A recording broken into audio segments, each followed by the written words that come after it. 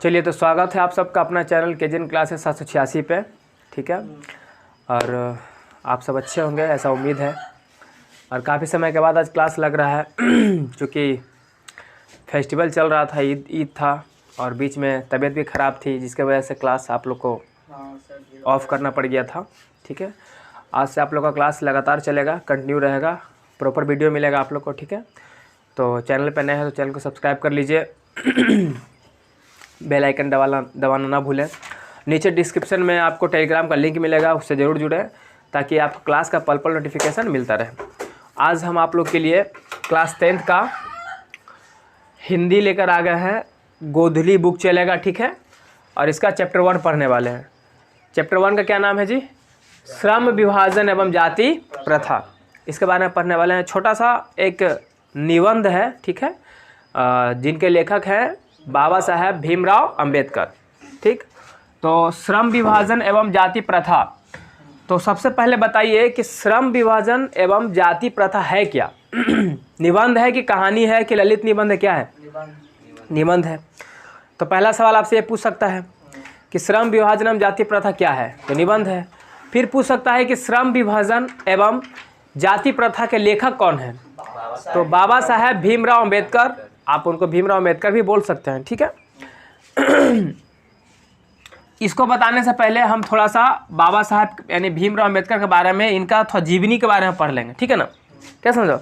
क्योंकि इनसे क्वेश्चन ये काफ़ी इम्पोर्टेंट है और इससे क्वेश्चन आता है।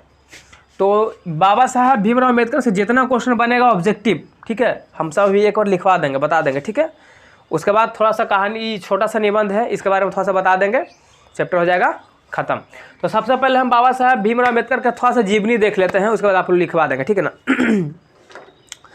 तो आज हम पढ़ रहे हैं बाबा साहब भीमराव अंबेडकर के बारे में, और ये काफ़ी महान, बहुत ही महान व्यक्ति थे। बस समझ आ रहे हैं?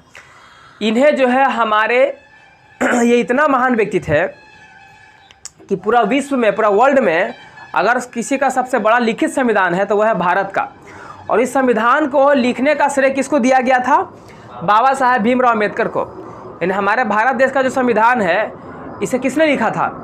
तो क्या है रे?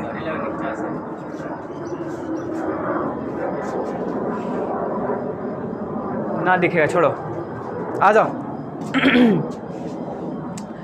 अरे बैठ जाना कभी, इतना टेंशन में क्या है? हाँ अच्छा ठीक है, घुमा देंगे। तो बाबा साहेब को ही श्रेय जाता है भारत के संविधान को लिखने का। यहाँ से बाबा साहेब का एक कथन है कि शिक्षा वह शेरनी का दूध है, शिक्षा वह शेरनी का दूध है, जो पिएगा वो दहाड़ेगा। अगर थोड़ा अच्छा रूप में इसको बोलें तो शिक्षा वह शेरनी का दूध है जो जितना पिएगा उतना ही दहाड़ेगा। ठीक है। और इनका एक और कथन था जो काफ़ी महत्वपूर्ण था, पॉपुलर था। कहते थे कि जीवन लंबा होने के बजाय, जीवन लंबा होने के बजाय महत्वपूर्ण होना चाहिए। क्या होना चाहिए? महत्वपूर्ण होना चाहिए। ठीक है ना। और इस बाबा साहेब भीमराव जो अंबेडकर थे, है ना, यानी कि हमारे ये जो चैप्टर का नाम है क्या है? श्रम विभाजन एवं जाति प्रथा। श्रम का मतलब क्या होता है? श्रम का मतलब होता है काम। क्या होता है? काम। श्रम का मतलब होता है काम। विभाजन का मतलब बंटवारा। क्या होता है? मतलब जाति प्रथा मतलब जाति के आधार पर, यानी काम का बंटवारा जो होगा वो जाति के आधार पर किया गया है। काम का बंटवारा जाति के आधार पर किया गया है, जिसको बाबा साहब भीमराव अंबेडकर जो है वो बिल्कुल ही गलत मानते थे। अब श्रम विभाजन एवं जाति प्रथा ने काम के आधार पर कैसे का मतलब हो गया क्या? कि अगर कोई किसी जाति का है, जैसे मान लीजिए कोई लोहार जाति का है तो वो लोहार का काम करेगा, कोई अगर ब्राह्मण है तो वह पूजा पाठ कराएगा, कोई अगर सोनार है तो वो सोनारे का काम करेगा। और हम इसको बताने से पहले ही आप लोग को बता देते हैं, और आप लोग को ये बता देते हैं कि अगर आप किसी भी कास्ट से बिलोंग करते हो, ये कहानी है जो हम आपको जो बीता हुआ है हम बता रहे हैं। ठीक है, तो आप लोग माइंड नहीं कीजिए कि सर इस तरीके से बोल रहे हैं। ठीक है, जात पात से हमको मतलब नहीं है। ठीक है ना, बस जो इसमें बात रहेगा हम वही बताएंगे तो कोई बुरा नहीं मानिएगा। ठीक है, चलो। तो बाबा साहब भीमराव अंबेडकर के बारे में सबसे पहले हम देख लेते हैं। तो हम क्या बोले कि बाबा साहब भीमराव अंबेडकर जो थे वो एक दलित परिवार से थे। किस परिवार से थे जी? दलित, यानी कि काफ़ी निम्न परिवार से बिलोंग करते थे, ठीक है ना। और इनका जो जन्म हुआ था वो 14 अप्रैल 1891 ईस्वी को हुआ था। कहाँ हुआ था जी? मध्य प्रदेश के महू में हुआ था। मध्य प्रदेश के महू में हुआ था। और एक ये उस परिवार से बिलोंग करते थे जिस परिवार को काफ़ी समाज में नीचा देखा जाता था, काफ़ी निचले स्तर पर माना जाता था, ठीक है ना। और अभी तो खैर नहीं है ये सब, अब तो बहुत कम गया है। लेकिन अगर हम प्राचीन समय की बात करेंगे, बहुत पहले अगर चले जाते हैं, तो प्राचीन समय में जात पात बहुत ज़्यादा मायने रखता था। यानी वो इस तरीके से मायने रखता था कि तुम कोई ऊंचा जाति का है, कोई नीचा जाति का है, तो नीचा जाति को जो है वो बहुत ही तुच्छ नज़र से देखा जाता था, उसके साथ बहुत ही दुर्व्यवहार किया जाता था हर जगह पे, ठीक है ना। यानी उसके जात के आधार पर उसको काम भी बांट दिया गया था। उसको किसी कुएं से पानी पीने का अधिकार नहीं था। जिस कुएं से उच्च जाति के लोग पानी पीते थे, उच्च जाति बोले तो जैसे ब्राह्मण हो गए, क्षत्रिय हो गए, ये सब उच्च जाति के लोग आते हैं, ठीक है।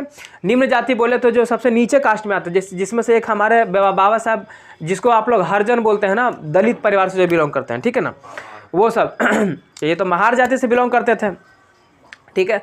तो ऐसा होता था पहले के ज़माने में क्या, कि इन जाति के लोगों को, जो निचले जाति के जो लोग होते थे, इनको पढ़ने का भी अधिकार नहीं था, पढ़ाई करने का भी अधिकार नहीं था। मतलब उच्च जाति के लोग कहते थे कि अगर ये लोग पढ़ लिख लेगा तो अच्छा काम फिर हम लोग नहीं कर पाएंगे।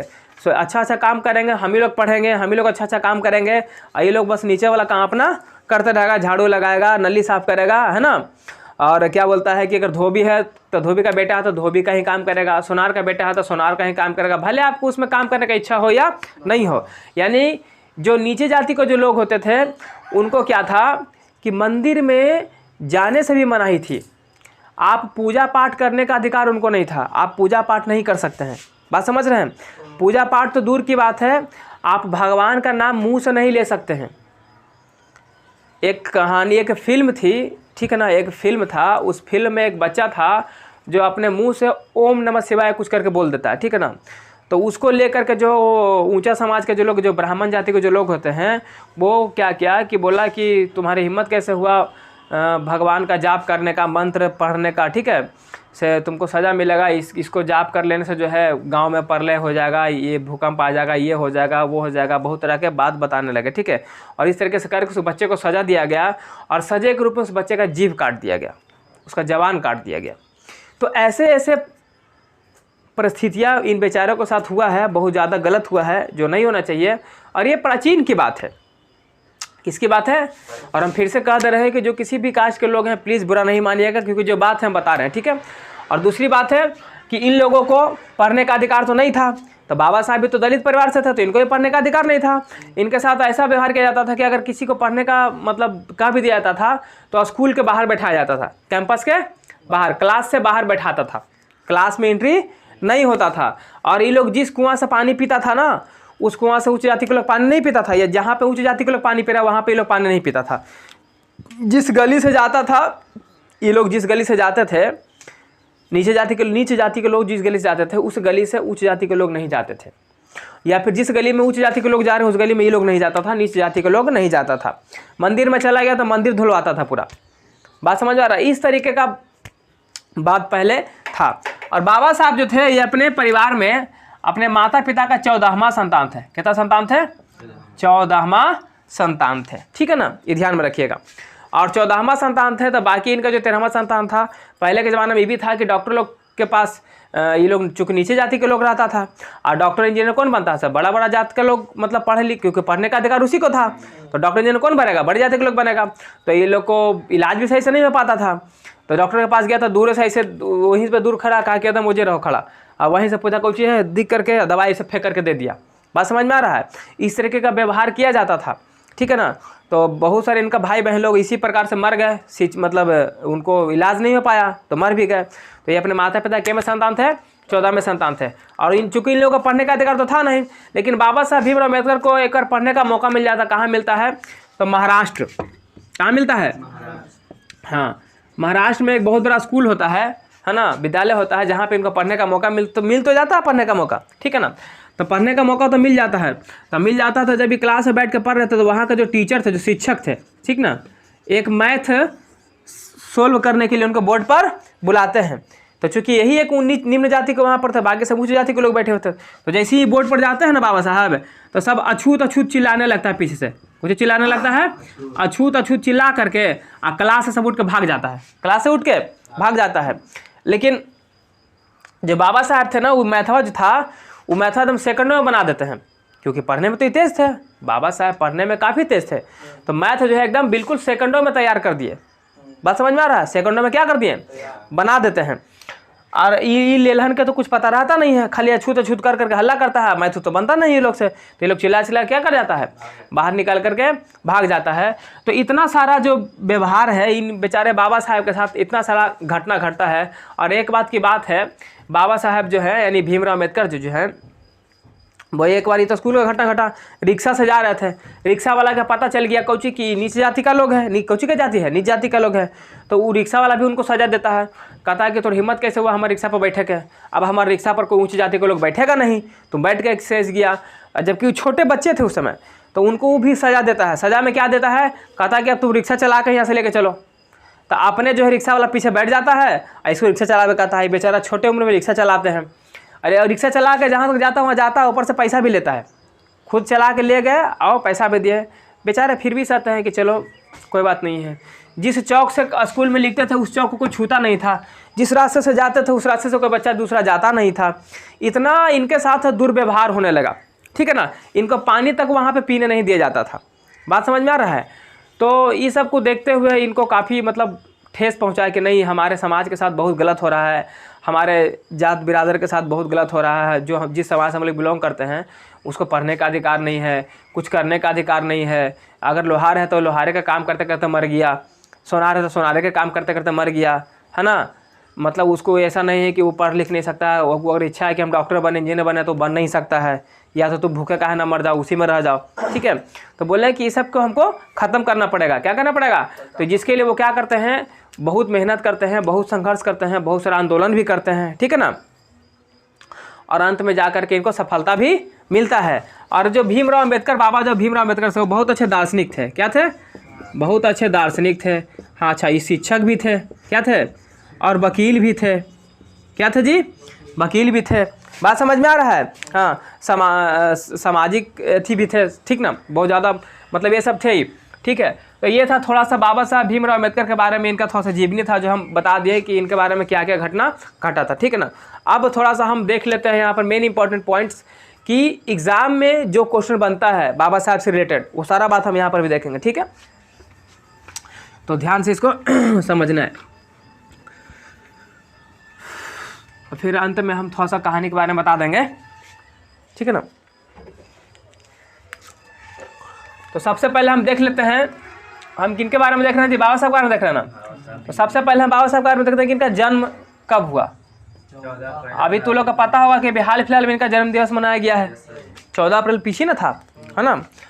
आज 25 तारीख है ना। हाँ, तो इनका जन्म हुआ था 14 अप्रैल 91। 14 अप्रैल 1800 किनका जन्म हुआ था? हाँ, बाबा साहब का जन्म हुआ था 14 अप्रैल 1891 को। कहाँ हुआ था भी बताओ लगले? हाँ, मध्य प्रदेश। कहाँ हुआ था? मध्य प्रदेश। मध्य प्रदेश किस क्षेत्र में हुआ था?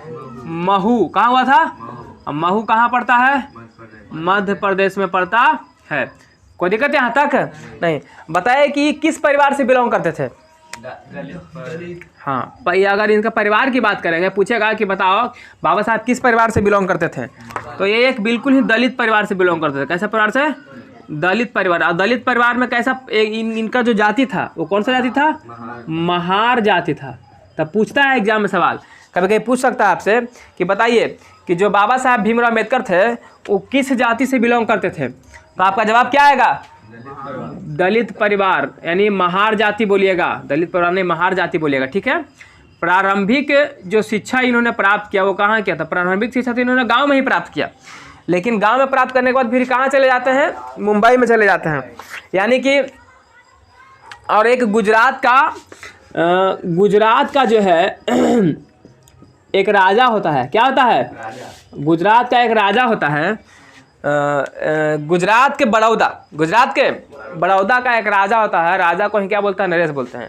वो राजा जो है ये देखता है कि बाबा साहब तो पढ़े में बड़ा तेज तरार है, ठीक है, मतलब भीमराव अम्बेडकर को देखता है कि काफ़ी छोटा है और पढ़ने में काफ़ी तेज है, अच्छा बालक है। तो वो बोलता है, राजा बोलता है कि तुम कहाँ ही चक्कर में पड़ा हुआ है, भारत के चक्कर में, ये सब तो पगलवन जो भारत में जो है खाली जात पात करने के चक्कर में लगा हुआ है, और ऐसा जो समाज है तुम्हारा तुमको कोई पढ़ने के लिए देगा नहीं। तो तुम क्या करो, यहाँ से निकलो, हम तुमको पैसा देते हैं, हम तुमको स्कॉलरशिप देते हैं, छात्रवृत्ति देते हैं, तुम जाओ जाके इंग्लैंड में पढ़ाई करो, अमेरिका में पढ़ाई करो, ठीक है। तो वो क्या करते हैं, जो बड़ौदा का जो नरेश होता है, जो राजा होता है, वो इनको कहाँ भेज देता है, सबसे पहले इनको अमेरिका भेजता है। कहाँ भेजता है, अमेरिका के न्यूयॉर्क में भेज देता है। कहाँ भेजता है, कौन भेजता है इसको, तो बड़ौदा के नरेश, बड़ौदा के राजा को क्या बोलते हैं, राजा को बोलते हैं नरेश बोलते हैं, ठीक है। राजा को क्या बोलते हैं, नरेश, पर्यवाची है। तो अमेरिका में, और अमेरिका में जाके कोची की पढ़ाई करते हैं, तो अमेरिका में जाकर पीएचडी करते हैं। क्या करते हैं, पीएचडी। और जो भी लोग पीएचडी कर लेता है ना, उसके आगे आप डॉक्टर लगा सकते हैं। तो बाबा साहब के आगे भी आप डॉक्टर, यानी उसको डॉक्टर की उपाधि मिल जाता है। तो अमेरिका में जाकर क्या करते हैं, पीएचडी करते हैं। क्या करते हैं, पीएचडी करते हैं। उसके बाद कहाँ जाते हैं, उसके बाद जाता है इंग्लैंड। कहाँ जाता है, इंग्लैंड को ही हम ब्रिटेन, ग्रेट ब्रिटेन बोल सकते हैं, लंदन बोल सकते हैं, जिस प्रकार से भारत को हिंदुस्तान, पाकिस्तान, भारत को हिंदुस्तान बोलते हैं, इंडिया बोलते हैं ना रे, उसी प्रकार से इंग्लैंड को ब्रिटेन, आप लंदन बोल सकते हैं, ठीक है। तो ये वहाँ जाते हैं। अच्छा, ब्रिटेन में, इंग्लैंड में जाके क्या आप किस चीज़ का पढ़ाई करते हैं, तो ये करते हैं एमएससी। क्या करते हैं, एमएससी पढ़ लेते हैं। एमएससी पढ़ के आने के बाद जो है ये वापस कहाँ चले आते हैं, वही तो रहेंगे नहीं, वापस कहाँ आते हैं, वापस आते हैं भारत। किसके पास, वही राजा के पास आता है जो इसको भेजा था। तो जैसे ही राजा के पास आता है पढ़ लिख करके, तो इसको राजा जो है अपनी नौकरी पर रख लेता है कुछ, और यहाँ आकर के भारत में क्या बन जाते हैं, नौकरी पर रख लेते हैं, यानी कि अधिकारी बन जाते हैं। क्या बन जाते हैं, अधिकारी बन जाते हैं, है ना। अब देखो यहाँ भी इनके साथ दुर्व्यवहार होगा। पहले तो ये पढ़े लिखे थे कम भी, और दूसरी चीज़ है कि इनको पास कुछ पावर नहीं था, कुछ डिग्री नहीं था, डिग्री था नहीं था, कुछ इनके पास नौकरी वोकरी भी नहीं था। लेकिन अब तो ये ऑफिसर बन गए हैं, अधिकारी बन गए हैं। तो जिस ऑफिस में ये काम करते थे, जिस ऑफिस में ये काम करते थे, वहाँ का जो चपरासी होता था, जो चपरासी होता है ना रे, चपरासी लोग जो पानी फाइल वगैरह ला के देता है, तो चपरासी ऊंची जाति का था। किस जाति का था, और ये बन गए उसके सीनियर, ये थे निम्न जाति के। तो ये ऑफिस में बैठे रहते थे। तो जो चपरासी आता था ना, तो फैलवा ऐसे फैलवा ले करके ऐसे दूर से फेंक के देता था, दूर से फेंक दिया। पानी आया लेकर के, पानी लेकर ऐसे दूर से ऐसे पानी दे रहा, ऐसे दे रहा पानी। सोचो, अगर बाबा साहब चाहते तो उस चपरासी को नौकरी से निकाल सकते थे, उनके पास पावर था। लेकिन बाबा साहब बड़े ही सलीम किस्म के इंसान से और समझदार थे। वो जानते थे कि हमको एक को नौकरी से निकाल देने से कुछ होने वाला, ये जो मेन जो कीड़ा बैठा है ना, ये दिमाग में बैठा है। अगर हम दिमाग का सफाया कर देंगे, सबका दिमाग धो देंगे ना, तो आराम से ये खुद सब के सब सुधर जाएगा। इसीलिए वो उसको नौकरी से नहीं निकालते थे। और बेचारे, चूँकि देखो ऑफिसर है फिर भी, और कहाँ चपरासी का क्या औकात ऑफिसर के सामने रहे। लेकिन फिर भी देखो जात पात का क्या दिमाग में कचरा भरा हुआ है ना। अभी भी, अब तो खैर ख़त्म हो गया, लेकिन अभी भी एक वो छिटपुट ऐसा अधकपाड़ी टाइप का इंसान है जो जात पात के नाम पे अपना कुछ काम करते रहता है, ठीक है। तो वो सब ख़त्म हो गया। तो बाबा साहब को इस तरीके का कष्ट झेलना पड़ा हर जगह पे, उस समाज में बहुत ज़्यादा उनको दिक्कत, बहुत ज़्यादा परेशानी होने लगी। अब बात आती है कि जो हमारे बाबा साहब थे, ये तो ठीक है भारत में आ गए वापस, है ना। भारत में आने के बाद ये नौकरी भी करने लगे। उसके बाद कोई तो ऐसा होता है ना यार कि किसी का आदर्शवादी बनता है, प्रेरणा, मतलब किसी से सीख करके। जैसे मान कर चलो कि कोई बिना मतलब का कुछ करता नहीं था, ऐसे फालतू का घूम रहा है इंसान कोई, है ना। कोई उसको ऐसा इंसान मिल गया जो जिसको देख करके वो मोटिवेट हो गया, वो कह रहे यार ये इंसान ऐसे करता है, हमको भी ऐसे इस रास्ता पर चलना चाहिए। तो उसी प्रकार से जो हमारे बाबा साहब भीमराव अम्बेडकर थे, उनका भी कोई आदर्श व्यक्ति रहा होगा, जिनके सोच को, जिनके विचार को फॉलो किए होंगे। तब पूछता है कि बाबा साहब के जो आदर्श व्यक्ति, किन बाबा साहब के लिए जो आदर्श व्यक्ति थे वो कौन कौन थे, यानी किनको ये आदर्श मानते थे अपना, किनको ये अपना क्या मानते थे, आदर्श मानते थे। तो ओकरा में 3 व्यक्ति थे। एक थे महात्मा बुद्ध। कौन थे, महात्मा बुद्ध। महात्मा बुद्ध भी जो थे वो जात पात को नहीं मानते थे, ठीक है ना। इनका कहना था कि सब एक जात है, ठीक है, जात पात को नहीं मानते थे, सब समाज को एक नज़र से देखना चाहते थे। फिर एक कबीर थे, संत कबीर। दोहा वो सुना कबीर का अकबरी में दोहा नहीं है, कल करो सो आज करो सब, पल में परले हो जाएगा बहुरिया करेगा कब। ये सब दोहा है ना रे, सब कबीर जी का दोहा। एक थे ज्योतिबा फूले, ज्योतिबा फूले, ये तीनों जो थे, ये तीनों जात पात का भेदभाव ना रखते हुए ये समाज को एक नज़र से देखते हुए आगे बढ़ाना चाहते थे। और इन्हीं तीनों से प्रेरित हुए थे कौन? बाबा साहब भीमराव अंबेडकर। इसीलिए बाबा साहब भीमराव अंबेडकर के आदर्श व्यक्ति कौन है? ये तीनों को क्या मानते थे? वो अपना आदर्श मानते थे। क्या मानते थे? आदर्श मानते थे। उसके बाद एक बाबा साहब भीमराव अंबेडकर का एक भाषण है। क्या है? भाषण है। और ये भाषण के बारे में थोड़ा सा बता देते हैं। ये भाषण कहाँ देने वाले थे? पाकिस्तान का एक जगह है लाहौर, पाकिस्तान में जगह था लाहौर। शायद उस समय पाकिस्तान ही उसका लाहौर राजधानी था, अभी तो इस्लामाबाद है ना। तो वहाँ पर एक सम्मेलन हो रहा था। वहाँ पर क्या हो रहा था? एक सम्मेलन हो रहा था। उस सम्मेलन का नाम था जाति पाति तोलक मंडल सम्मेलन। जाति पाति तोलक मंडल सम्मेलन। उस सम्मेलन में बाबा साहब भीमराव अंबेडकर जो थे वो भाग लेने वाले थे और भाग लेकर के वहाँ पे उनको भाषण देना था। लेकिन संजोग बस वो भाषण रद्द कर दिया जाता है, मतलब सॉरी सम्मेलन को क्या कर दिया जाता है? रद्द कर दिया जाता है। और उस प्रकार जो है बाबा साहब भीमराव अंबेडकर जो है भाषण नहीं दे पाते हैं। ठीक है ना। तो इनका जो भाषण था वो किस पर वो भाषण देने वाले थे? तो भाषण जो था उनका, उसका नाम था इनहिलेशन ऑफ कास्ट। क्या नाम था? Inhalation, inhalation of cast, inhalation of. अगर इसकी हिंदी हम बात करें कि सर इसका हिंदी क्या होता है, चूंकि देखें नाम से लग रहा है इंग्लिश है और इंग्लिश में लिखा भी गया था। ठीक है, इनहिलेशन ऑफ कास्ट किस में लिखा हुआ है? इंग्लिश में लिखा हुआ है। तो इसका हिंदी होता है जाति का विनाश। क्या होता है? मतलब जात पात को विनाश करो, जात पात को यानी जात पात खत्म करो, जात पात खत्म करो। कोई दिक्कत है यहाँ तक? नहीं। अब बात आता है कि जो श्रम, हमारा जो चैप्टर का नाम है श्रम विभाजन एवं जाति प्रथा, वो कहाँ से लिया गया है? तो वहीं से लिया गया। इनहिलेशन ऑफ कास्ट बहुत बड़ा है ना, इनहिलेशन ऑफ कास्ट बहुत बड़ा है। ठीक है, तो इसी का एक छोटा सा रूप इसी में से काट के ले लिया। कोई श्रम विभाजन एवं जाति प्रथा। कोई दिक्कत यहाँ तक? नहीं। यानी कि अगर पूछेगा कि बताओ श्रम विभाजन एवं जाति प्रथा कहाँ से लिया गया है, तो क्या बोलिएगा? Inhalation of cast. कोई दिक्कत यहाँ तक? नहीं। अब चूंकि इंग्लिश में लिखा हुआ है, किसमें लिखा हुआ है? इंग्लिश में लिखा हुआ है। और श्रम विभाजन एवं जाति प्रथा हिंदी में है, तो कोई तो उसका हिंदी में अनुवाद किया होगा। तो हम यहाँ पर अब देखते हैं कि जाति प्रथा, सॉरी श्रम विभाजन एवं जाति प्रथा है ना, श्रम विभाजन एवं जाति प्रथा का हिंदी अनुवाद कौन किया है ना? हिंदी होना चाहिए ना हिंदी अनुवाद। तो इसका हिंदी अनुवाद कौन किया था? तो इसका हिंदी अनुवाद किया था ललई सिंह यादव। कौन किया था? हाँ, ललई सिंह यादव। देखो सिंह भी है यादव भी है, यानी कि जो पहले ये सब मोटा मोटी देखा जाए तो ये बीच का श्रेणी है। सिंह बोले तो ऊंच का श्रेणी है, यादव बोले तो बीच का श्रेणी है, नहीं रहे तो। लेकिन नीच जाति से तो ऊपर उठा हुआ है, यानी इसको हम एक प्रकार से उच्च जाति मान लेते हैं। तो जो ये लोग पहले बुराई करता थे, देखो अब ये लोग भी इनके किताब को हिंदी में लिखने पर ये लोग भी जात पात को ख़त्म करके मतलब इनका सहयोग कर रहे हैं। एक प्रकार से सहयोग है ना कर रहे हैं, इंग्लिश को हिंदी में लिख रहे हैं ताकि ज़्यादा ज़्यादा लोग पढ़ सके। ठीक है, था सहयोग है ना हुआ एक प्रकार से। तो इस समय तक मतलब कि मोटा मोटी धीरे धीरे अब खत्म हो रहा था जात पात। क्या हो रहा था? खत्म हो रहा था। बात समझ में आ रहा है? लेकिन अभी भी कुछ छिटपुट बचा हुआ है जो ऐसा ऐसा कांड कर देता है। ठीक है ना। अब जो है इसके बाद हम बताएंगे आप लोग को थोड़ा सा कि बाबा साहब के द्वारा कुछ किताब लिखा गया था। ठीक है, कहाँ बताएं अब तो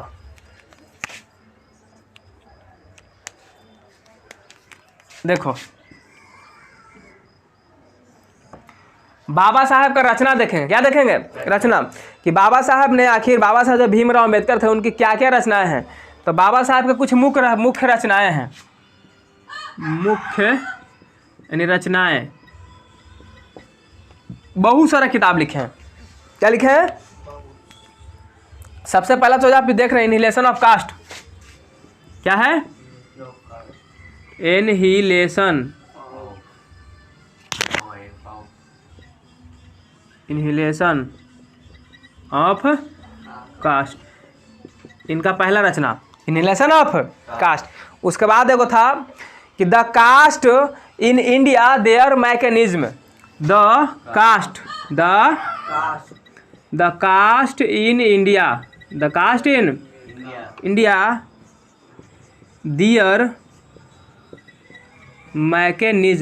mechanism, the caste in India their mechanism, ये इनका दूसरा। एक और देख लेते हैं इनका तीसरा नंबर में, ठीक है। क्या था? तो तीसरा था कि the fall of Hindu women. कौन था? The fall of Hindu women.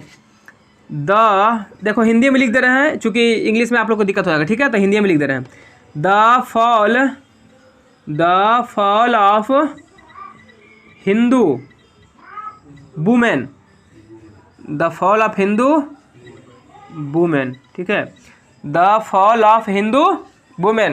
ये सब क्या है इनका रचना? अच्छा, ये हिंदी में लिखा है, सब इंग्लिश में लिखा है, सब नंबर से नहीं लग रहा है। Annihilation of caste English, the caste in India their mechanism, the fall of Hindu women, लग रहा है कि हिंदी में लिखल है। हाँ, ये भले लग रहा है श्रम विभाजन जाति प्रथा, लग रहा है साफा हिंदी में लिखल है, नहीं रहे, पर सब नब्बे से लग रहा है कैसा में है, इंग्लिश में। चूँकि उनको इंग्लिश का अच्छा नॉलेज था, उनका ज़्यादातर मोस्टली देखो जितना अधिकांशतः अगर कोई बुक इंग्लिश में लिखल है मोटा मोटी, तो बाबा साहब भीमराव अम्बेडकर, आप तुक्का मार सकते हैं, ठीक है। मोस्टली इनका किताब जो है किस चीज़ में लिखा हुआ था? इंग्लिश में लिखा हुआ था, ठीक है ना। एक और था genesis of development, जेसिन्स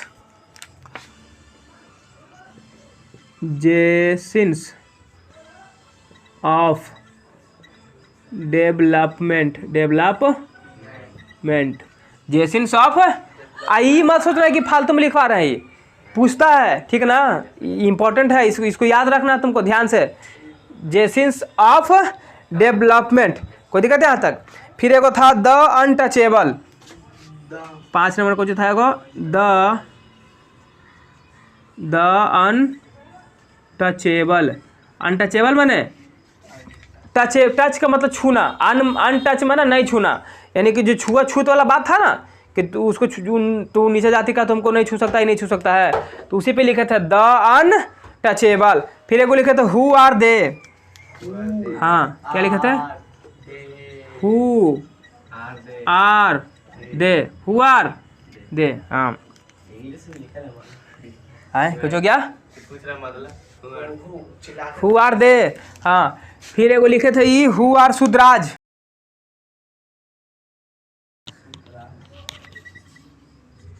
who are Shudras, who are सुदराज।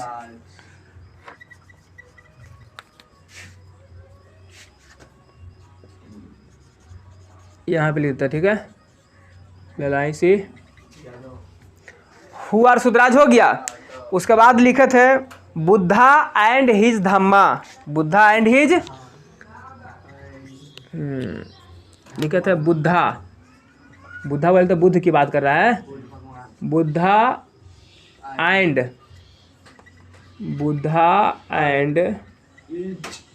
His Dhamma, Buddha and his Dhamma.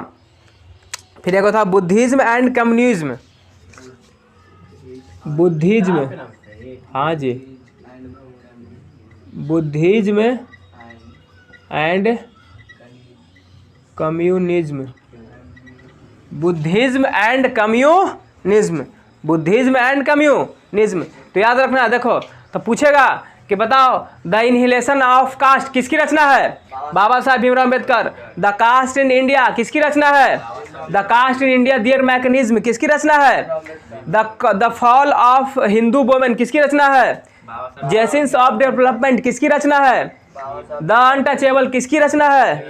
Who are they किसकी रचना है? हु आर सुदराज किसकी रचना है? जल्दी बताइए। बुद्धा एंड हिज धम्मा किसकी रचना है? बुद्धिज्म एंड कम्युनिज्म किसकी रचना है? भीमराव अंबेडकर साहब का। तो ऐसे भी तुम लोग याद रख सकते हो। देखो बुद्ध उनका आदर्श व्यक्ति थे, तो बुद्ध आ रहा, तो आप यहाँ से दिमाग लगा सकते हैं कि बाबा साहब के लिए है, मोटा मोटी बता रहे हैं कि याद करने का तरीका, ठीक है ना।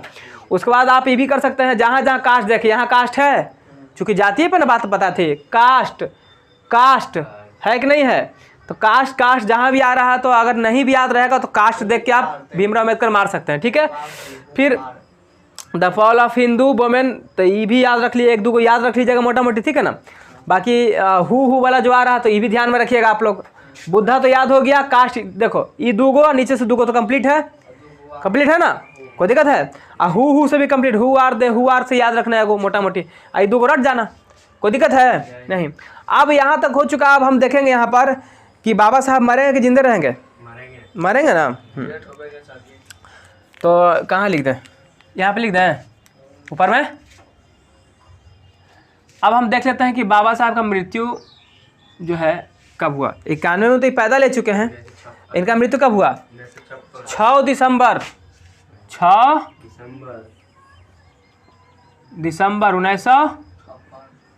1956। कहाँ इनका डेट हुआ था?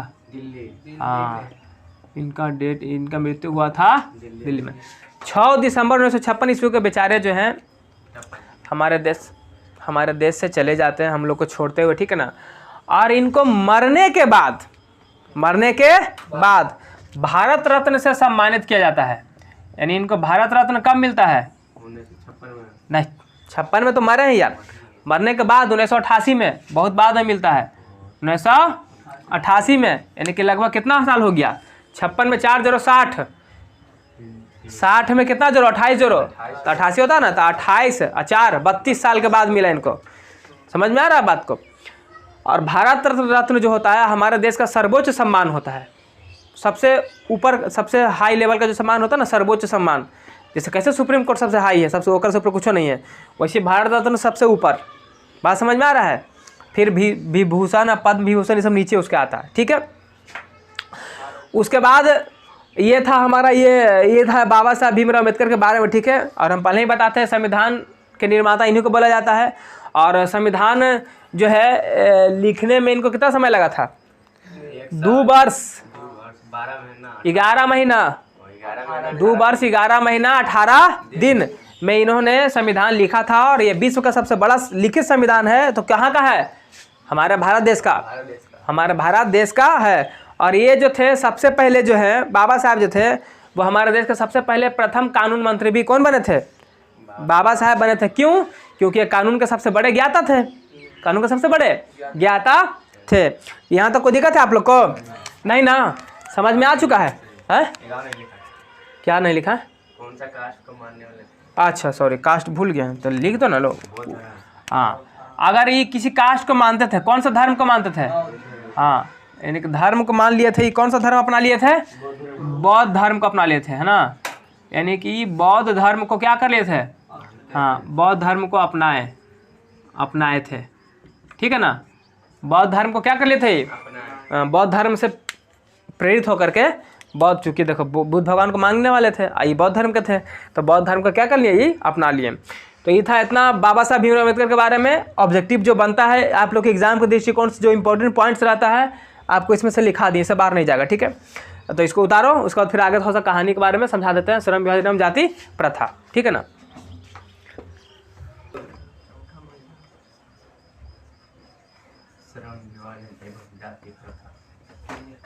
हो गया? चलो, तो श्रम विभाजन एवं जाति, देखो ध्यान समझो। तो बाबा साहब के बारे में जितना पॉइंट बनना था सब लिखा दिए। कोई दिक्कत यहाँ तक आप लोग को? नहीं ना। अब हम अपना थोड़ा सा जो हमारा चैप्टर 1 है श्रम विभाजन एवं जाति प्रथा, थोड़ा उसके बारे में देख लेते हैं, ठीक है। छोटा सा है। तो सबसे पहले आपसे पूछेगा कि श्रम विभाजन एवं जाति प्रथा है क्या? पहले बताओ क्या है ये? कौची है रे? तो ये क्या है? निबंध है। और इसके लेखक अगर बोलेगा तो कौन है? हाँ, लेखक है बाबा साहब भीमराव अम्बेडकर। बाबा साहब भीमराव, बाबा साहब तो उपनाम है, तो भीमराव अम्बेडकर है ना, बाबा साहब भीमराव अम्बेडकर। तो श्रम विभाजन, श्रम का मतलब काम, श्रम का मतलब, अब विभाजन मतलब बंटवारा, विभाजन बोले तो। और जाति प्रथा का मतलब जाति के आधार पर, किसके आधार पर? जाति के आधार पर। यानी कि काम का बंटवारा किसके आधार पर? काम का बंटवारा, काम को जाति के आधार पर बोले तो कैसे? अगर आप किसी जाति से बिलोंग करते हैं, जैसे किसकी जाति से बिलोंग करते हैं, आप लोहार हैं तो लोहारी का काम कीजिएगा, आप सोनार हैं तो सोनारे का काम कीजिएगा, आप नाई हैं तो नाई का काम कीजिएगा, आप मोची हैं तो मोची का काम कीजिएगा, जूता चप्पल सीजिएगा, आप और क्या हो सकता है, आप अगर ब्राह्मण हैं तो आप पूजा पाठ कराइएगा। तो ये सब जात, तो ब्राह्मण पंडित को ही ना बोला जाता है। तो जाति के आधार पर हुआ कि नहीं हुआ?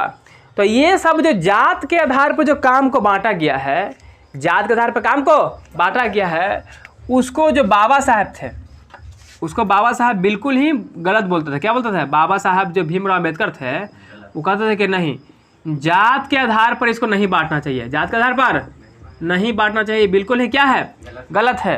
कि कोई थोड़े ना है कि जो किसी जाति का है तो वो सिर्फ उसी जाति का काम कर सकता है, हैं? उसका इच्छा रहेगा अगर कुछ और करने का तो वो नहीं करेगा, हैं? तो ये जात के आधार पर काम का बंटवारा करना सरासर क्या है, गलत है। तो इसीलिए कभी कोई सवाल पूछता है ना, पूछता है कि बताइए कि लेखक की दृष्टि से विडंबना की क्या बात है, लेखक की दृष्टि से विडंबना की बात, लेखक की दृष्टि से विडंबना की बात तो क्या है? तो कहता है कि अरे ये जो जाति प्रथा जो है, श्रम विभाजन और जाति प्रथा जो है, काम का जो बंटवारा जात के आधार पे हो रहा है, वो पहले तो चलो मान लेते हैं कि पहले तो लोग, प्राचीन समय में लोग उतना पढ़े लिखे नहीं थे, है ना, उतना सभ्य नहीं थे, तो लोग इस तरीके का काम किया करते थे। लेकिन ये सबसे बड़ी दुख की बात ये है कि आज आधुनिक युग में भी, यानी आज के डेट में भी, जब लोग काफ़ी शिक्षित हैं, जब लोग काफ़ी पढ़े लिखे हैं, ठीक है, यानी आज लोग पृथ्वी से मंगल पर जा रहा है, चंद्रमा पर जा रहा है ना, कहाँ पर जा रहा है, नया हर चीज़ खोज हो रहा है। इस समय में भी अगर आप काम को जाति के आधार पर बांटते हैं तो ये सरासर गलत है, और इससे बड़ी विडंबना की बात और कुछ नहीं हो सकता, इससे बड़ी विडंबना की बात कुछ नहीं हो सकता। इसीलिए कहता है कि लेखक के दृष्टि से विडंबना की बात क्या है। तो वही यहाँ पर हमारा जब सवाल पूछा कि लेखक की दृष्टि से विडंबना की बात क्या है, तो क्या बोलिएगा? जैसे कहा देगा कि लेखक के दृष्टि से, लेखक की दृष्टि से विडंबना की बात, विडंबना की बात क्या है?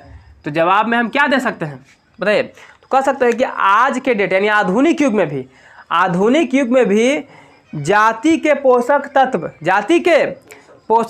की कमी नहीं होना, जाति के पोषक तत्व की कमी नहीं होना, यानी हम कह सकते हैं कि आधुनिक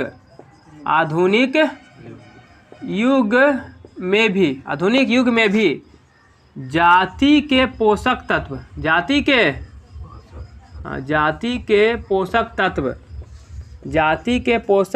की कमी नहीं होना, है ना, ये विडंबना की बात है।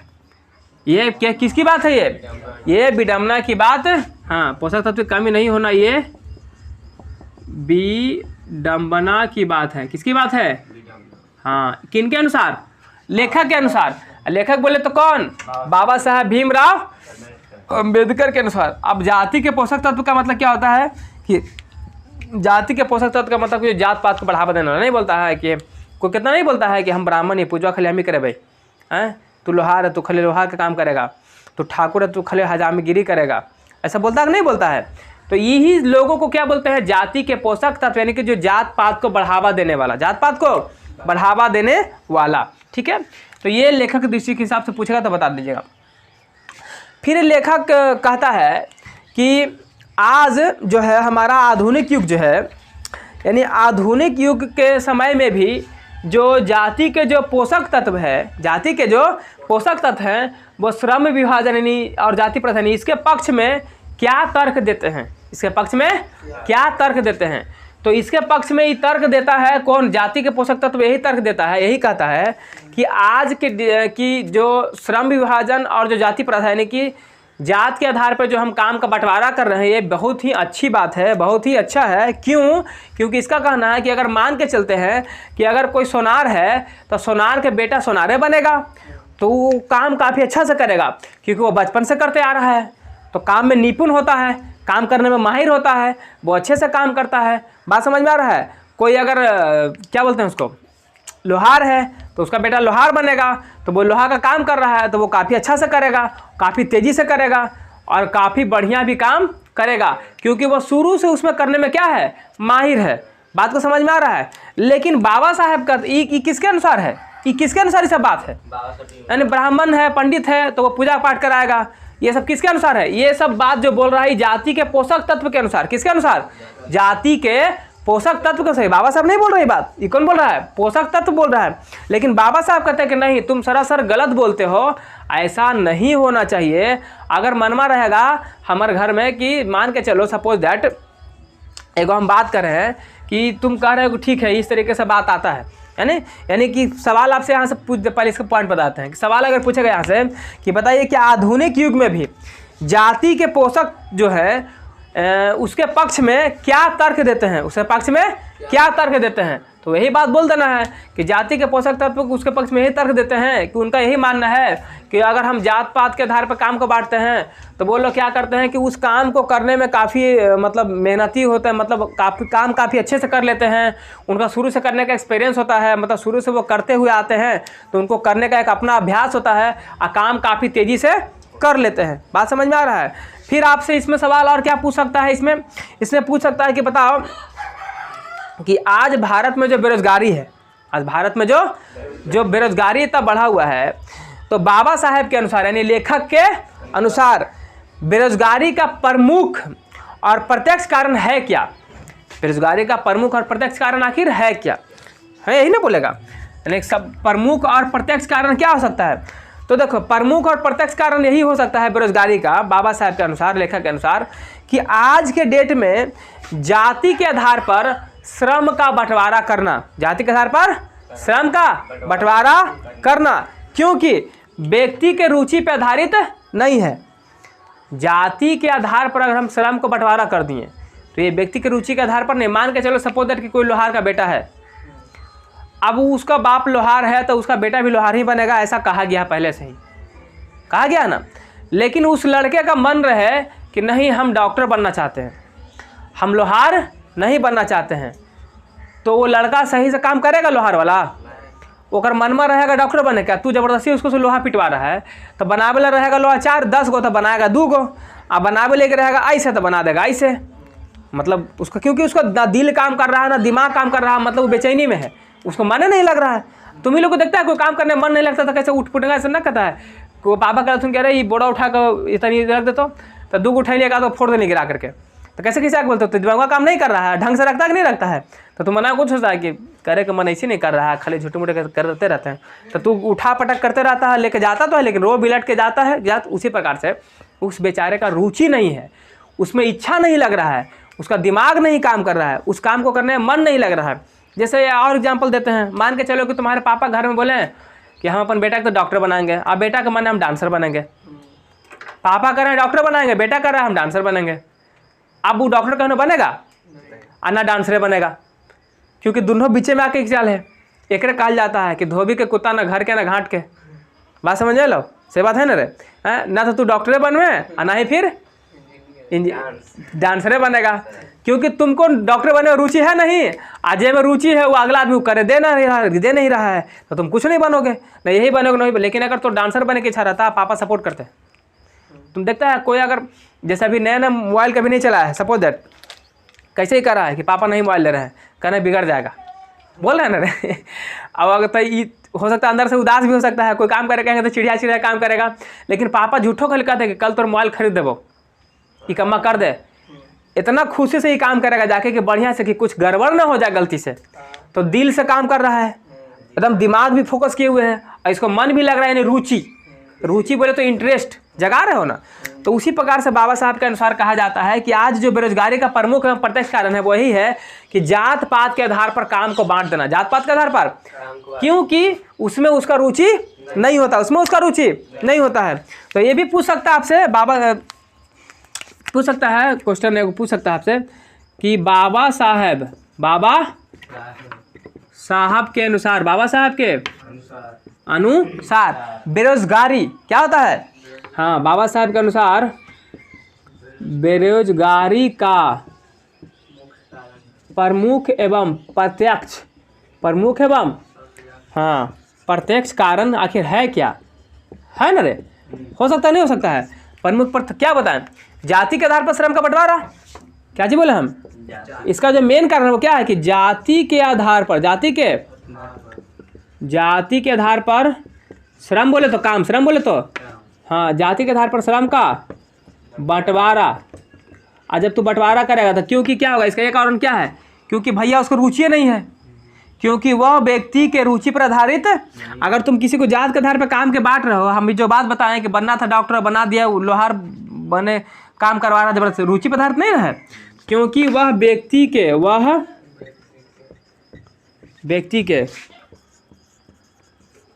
रुचि पर आधारित नहीं है। रुचि पर आधारित कोई दिक्कत है यहाँ तक? तो बता दीजिएगा क्या था। तो अब जब इतना बात इस सब कोची में बोल रहे हैं, श्रम विभाजन, जाति प्रथा, एक प्रकार का जो बात है, जो कोई सब बता, कौन बता रहे हैं? ये सब बता रहे हैं बाबा साहेब भीमराव अम्बेडकर, बाबा साहेब भीमराव अम्बेडकर।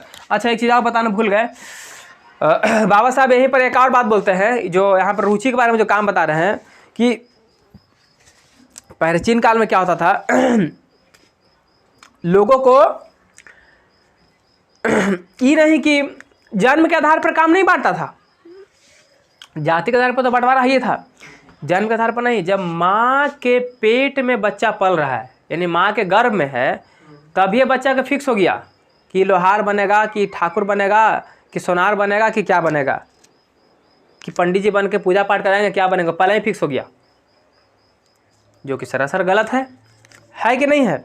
और दूसरी चीज़ कि अगर मान के चलो कि कोई बेचारा लोहार जाति से बिलोंग करता है, सपोज दैट, और उसका लोहार का दुकान है, बिजनेस है, लोग कहते हैं कि तुम सिर्फ यही काम करो जीवन भर। कहाँ भर? अगर उसका दुकान नहीं चला, दिन भर में कमा नहीं रहा, एक हफ्ता से वो भूखा है, क्या है, तो भूख से मरेगा ना। तो कहता था काहे ना तू भूख से मर जाओ, तू इसके अलावा कोई काम नहीं कर सकता है। गलत बात है ना? गलत बात है कि नहीं रे? अगर इसमें उसको प्रॉफिट नहीं है, इसमें उसको इनकम नहीं हो रहा, तो बिजनेस चेंज कर सकता है ना, पर बिजनेस को चेंज करने का अधिकार ना, क्योंकि जात है भाई, तू जाते है लोहार, तो तू लोहारे वाला ना काम करेगा, तू कैसे आ जाएगा दूसरा में? बस समझ रहा है? उच्च जाति के जो लोग यही सोचते थे कि अच्छा काम खाली हम करेंगे, बाकी जितना खराब काम है सभी लोग करवाएंगे। बात समझ में आ गया? ऐसा उस समय का सोच था लोगों का, ठीक है? तो ये बिल्कुल गलत बात था कि नहीं था? अब हम बात करेंगे यहाँ पर ही कि जब इतना सारा बात अपने भाषण में बाबा साहब बोले, तो लोगों ने पूछा कि ठीक है बाबा साहब आप कह रहे हैं ये बात, मान लेते हैं, तो अब आप बताइए कि हमारा समाज कैसा होना चाहिए? हमारे समाज में जो काम है, जो श्रम है, उसको किस आधार पर हम बांटें? आप कहते हैं कि जात पात के आधार पर नहीं बांटो, तो हम किस आधार पर बांटें, आप बताइए। तो बाबा साहब का बहुत ही प्यारा सा जवाब आता है कि श्रम का बंटवारा जाति प्रथा के आधार पर नहीं करो। किसके आधार पर करो? योग्यता के आधार पे करो। किसके आधार पे करो? योग्यता के आधार पे करो। ये नहीं कि राजा का बेटा तो राजे बन रहा है, लेल है कि बकलोल है, कौचे पता नहीं है, राजे बनेगा, वो राजा के लायक नहीं है, लेकिन राजा का बेटा राजे बनेगा। बात समझ में आ रहा है? इस आधार पे खत्म करो। सोनार के बेटा तो सोनार का काम करेगा, इसको खत्म करो। योग्यता के आधार पर। किसके आधार पर? अगर कोई गरीब का बच्चा है, कोई नीच जाति का ही बच्चा है, वो अगर योग्य है राजा बनने का, तो उसको राजा बनाओ। बात समझ में आ रहा है? यानी आज भारत में क्या है, ऐसा है कि फलानवा जात के है, मुस्लिम समाज का है तो उसको जो है नौकरी नहीं मिलेगा, हिंदू समाज का है उसको नौकरी मिलेगा, ऐसा है रे? नहीं है। सरकार क्या कहता है? आप हिंदू रहिए, मुस्लिम रहिए, सिख रहिए, ईसाई रहिए, हम सबको कह दिए हैं आपके पास योग्यता है तो आप आइए, एग्ज़ाम दीजिए, एग्ज़ाम में पास कीजिए, नौकरी ले लीजिए। सही बात है ना? योग्यता के आधार पर है। इससे किसी के मन में ठेस पहुंचेगा? किसी के मन में भाव पहुंचेगा? नहीं पहुंचेगा। वही बाबा साहब कहते हैं क्या कि श्रम विभाजन, यानी कि श्रम का जो बंटवारा होगा किसके आधार पर होगा? बोलते हैं कि श्रम का बंटवारा, श्रम का बंटवारा किसके आधार पर करो? हाँ, योग्यता, योग्यता के आधार पर। किसके आधार पर? तल सब बोला कि तो योग्यता के आधार पर करेंगे तो ठीक है, चलिए योग्यता के आधार पर कर देंगे। तब फायदा कुछ होगा ओकरा से हमनी के? योग्यता के आधार पर करने से क्या फायदा होगा ये भी बताइए। उन्होंने कहा कि जब हम योग्यता के आधार पर अगर हम काम को बांटना शुरू कर देंगे, श्रम को बांटना शुरू कर देंगे, तो हमारा जो देश बनने, जो आगे जो हमारा देश का उदय होगा, हमारे देश में जो समाज है उस समाज का जो उदय होगा वो किस प्रकार समाज बनेगा वो देखते हैं। तो हमारा समाज बन जाएगा स्वतंत्र। क्या बन जाएगा? स्वतंत्र। बोले तो क्या कि पहले जो आपको आज़ादी था कि आप लोहार हैं तो लोहारे का काम कीजिए, सुनार तो सुनारे का काम कीजिए, ब्राह्मण है तो खाली पूजा पाठ कराइए, ये खत्म। वहाँ से आप आज़ाद हो गए। आपका मन है कि हम भी डॉक्टर बनेंगे, पढ़ो। तुम्हारा मन है कि हम पूजा पाठ नहीं कराएंगे, हम जिंदगी भर पूजा पाठ कराते रहेंगे, ब्राह्मण है तो हमारा मन करा इंजीनियर बनेगा, हम इंजीनियर बनेंगे, तो बनिए इंजीनियर आप भी, कोई दिक्कत है यहाँ तक। तो वहाँ पर तुमको आज़ादी मिला ना रे, स्वतंत्रता मिला कि नहीं मिला।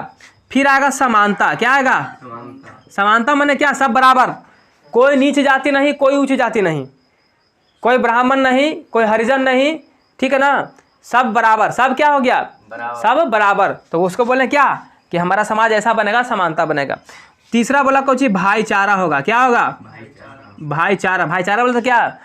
ना कोई हिंदू, ना कोई मुस्लिम, ना कोई सिख, ना कोई ईसाई, ना कोई नीचा जाति, ना कोई ऊंचा जाति, आपस में है सब क्या? भाई भाई। कोई दिक्कत यहाँ तक नहीं। तो बोला सब क्या रहेगा?